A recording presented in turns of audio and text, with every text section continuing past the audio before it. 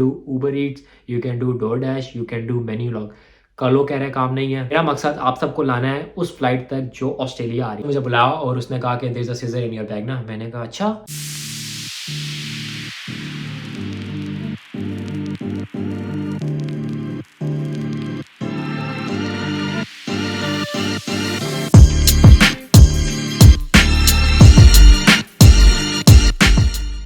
Hello, welcome and अस्सलाम वालेकुम। उम्मीद है कि आप सब खैरियत से होंगे। आज की वीडियो उन लोगों के लिए जो ऑस्ट्रेलिया आ रहे हैं। ये वीडियो सिर्फ उन लोगों के लिए है जिनके वीज़ाज़ आ चुके हैं, वो टिकट्स ले चुके हैं और अगले कुछ दिन में वो ट्रैवल करने लगे हैं, या फिर वो लोग जो अगले महीने 1.5-2 के अंदर ट्रैवल करने लगे हैं। पहली बात यार, अपनी अकोमोडेशंस अरेंज करके हैं। अकोमोडेशंस के इश्यूज़ चल रहे हैं, लेकिन ये मतलब नहीं है कि आपको घर नहीं मिलेगा। बल्कि जो लोग मेलबर्न आ रहे हैं, मैं उनसे कहूँगा कि आने से पहले ना मुझे बेशक पर्सनली मैसेज कर दें या ग्रुप पे मैसेज कर दें, क्योंकि यहाँ पे एक मेलबर्न का ग्रुप बना है। अभी रिसेंटली एक उसी हमारे ग्रुप के बंदे को एक रूम मिला था, तो उसने वो मेलबर्न ग्रुप में पोस्ट किया एंड देन एक और बंदे ने उसको अप्रोच किया and most likely they have sorted it out. तो इस तरह एक दूसरे की मदद हो रही है। जॉब्स में भी आई एम पुशिंग एवरीवन कि जिसको जहाँ भी और जॉब की अपॉर्चुनिटी मिल रही है, मेक श्योर करें कि वो एक दूसरे को एक्नॉलेज करा दे, बता दे, इन्फॉर्म कर दे, और अगर रेफ़र कर सकता है तो रेफ़र भी कर दे। और जॉब्स लोग कह रहे हैं मुश्किल है। देखिए, मुश्किल इन सेंस है कि अगर आप राइट वे में उसको हंट नहीं करें ना, तो डेफिनेटली मुश्किल होगी। ना मिलना इज़ लाइक, ये नहीं है कि आपको जॉब मिलेगी नहीं, जॉब आपको मिल जाएगी, but it will take couple of weeks. मुझे भी अपनी पहली जॉब 2 महीने बाद मिली थी। मुझे भी 2 महीने लग गए थे जॉब ढूंढते ढूंढते। In the meantime you can do Uber Eats, you can do DoorDash, you can do Menulog. कलो कह रहे काम नहीं है, बिल्कुल सही है। काम इस टाइम स्लो हुआ है बिकॉज इन्फ्लेशन हिट हुई है। गोरे के पास पैसा नहीं है यार। जब गोरे के पास पैसा नहीं होगा तो गोरा पैसा कहाँ लगाएगा। तो इन्फ्लेशन की वजह से जो गोरा भी है ना, वो भी इस टाइम पैसा बचा रहा है। स्लो एंड स्टेडी काम अच्छा होता जाएगा, but it will take time because we are moving towards the end of the year. तो ये बात आप लोगों ने लेके परेशान नहीं होना कि मुझे यार महीना हो गया, मुझे जॉब नहीं मिली, मुझे 1.5 महीना हो गया, 2 महीने हो गए। अकोमोडेशन के लिए I will try my best. जो लोग मेलबर्न आ रहे हैं उनकी मैं अरेंजमेंट करवा दूँ, मैं ग्रुप में ऐड कर दूंगा, तो आप उस ग्रुप में जाएँ, पूछ लें एंड मोस्ट लाइकली आपको इंशाल्लाह ताला आने से पहले अकोमोडेशन मिल जाएगी।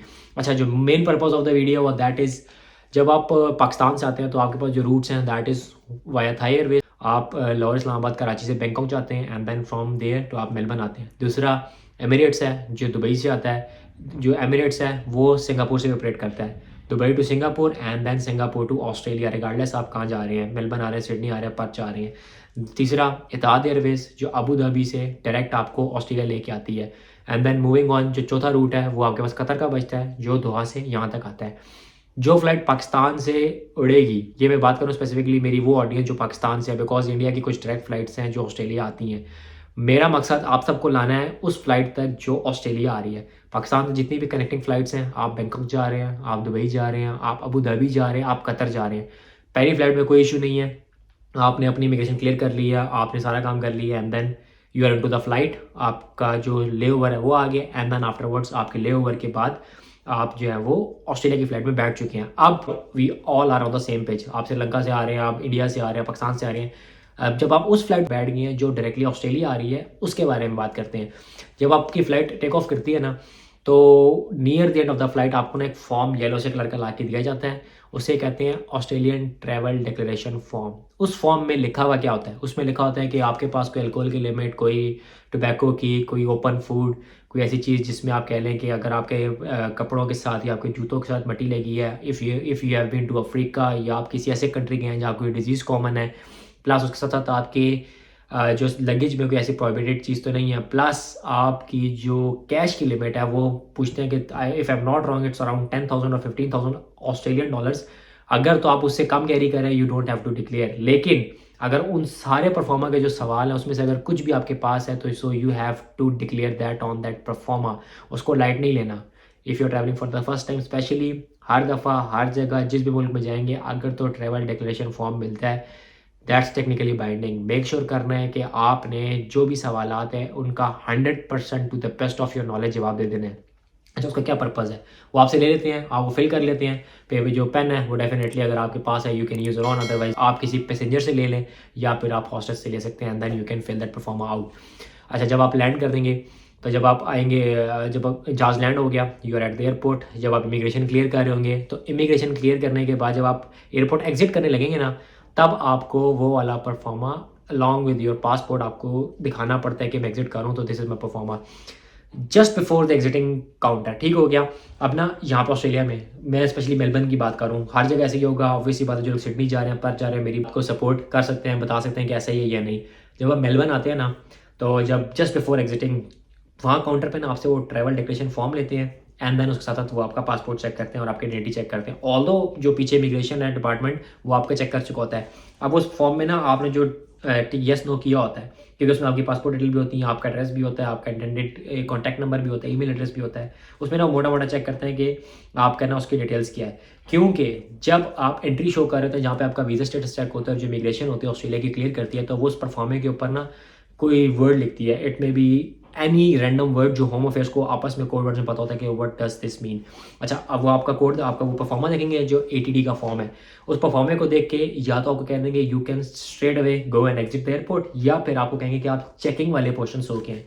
अगर तो आप चेकिंग वाले पोर्शन में चले गए हैं, तो वहाँ पे लाइकली चांस होता है कि वो आपका लगेज चेक करेंगे। अब वो लगेज चेक रैंडम भी कर सकते हैं, वो ट्रैवल डिक्लेरेशन फॉर्म के व्याप भी कर सकते हैं, वो उनकी चॉइस के ऊपर है।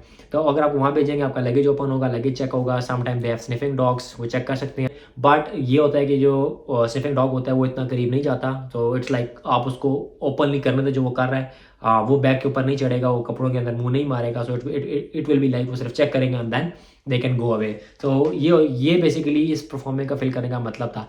दूसरी चीज़, प्रोहिबिटेड आइटम्स देखें, सीजर, नाइफ और इस तरह की बैटरी सिस्टम की चीज़ें मत लेके आएं। यहाँ पे हर चीज़ मिल जाती है। You can buy scissor, you can buy knife, everything आपको ऑस्ट्रेलिया मिल जाता है। तो जो लोग पाकिस्तान से आ रहे हैं कि यार हो सकता है स्टेशनरी आइटम्स नहीं मिलेंगे, यहाँ पे सब मिलता है। ऐसे कोई प्रोहिबिटेड चीज़ अपने बैग में मत डालें, बिकॉज आपका लगेज आ रहा होता है और अगर वो स्कैन में आ जाए तो they will put a tag on your bag, तो आप लाजमी आपको वो सेक्शन में भेजेंगे जहाँ पे आपके सामान की चेकिंग होगी।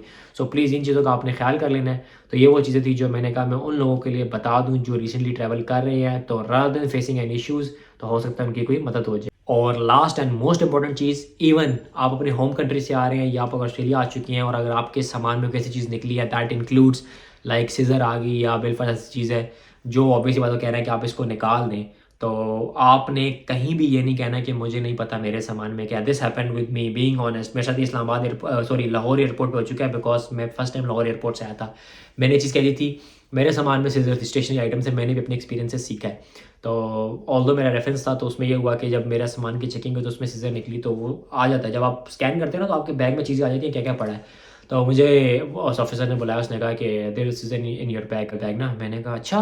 तो आई वाज लाइक मुझे नहीं पता। मेरा दोस्त था जो ऑलरेडी ऑस्ट्रेलिया में रह रहा था, तो अब उसी का रेफरेंस था, उसी के जान पहचान वाले थे, तो उन्होंने कहा कि अगर आप कहते तो we can allow you to go, लेकिन ये मेक श्योर करना है क्योंकि मैं थाई एयरवेज से आया था, तो आपको ना बैंकॉक पे आपके सामान से चीज़ निकाल लेंगे। तो फिर मैंने कहा यार रादर उस हसल से बचने के लिए मैंने कहा नहीं नहीं आप निकाल लें इसको ना। तो देन हम ये हुआ, हमने वो सीजर निकाल दी, फेंक दी, जो प्राइवेट आइटम्स थे हमने फेंक दिए, लगेज पैक हुआ and then we move to the flight. जब हम फ्लाइट में आए ना, तो तब मुझे मेरे दोस्त ने बताया कि ये चीज़ आपने कभी भी नहीं कहनी कि आपको नहीं पता कि what's in your luggage, because इसका गलत इम्पैक्ट आता है। इसका मतलब ये होता है कि होम अफेयर्स या डिपार्टमेंट है, इमिग्रेशन है, या जो भी डिपार्टमेंट है, जो भी इंटेरोगेशन या इन्वेस्टिगेशन या आप कह लो स्कूटी के लिए बैठा है, उसको ये मिल जाता है कि आपको यही नहीं पता कि आपके बैग में क्या है। So there should be something, हो सकता है किसी ने कुछ डाल दिया, तो आपके ऊपर चेक एंड बैलेंस ज़्यादा हो जाएगा।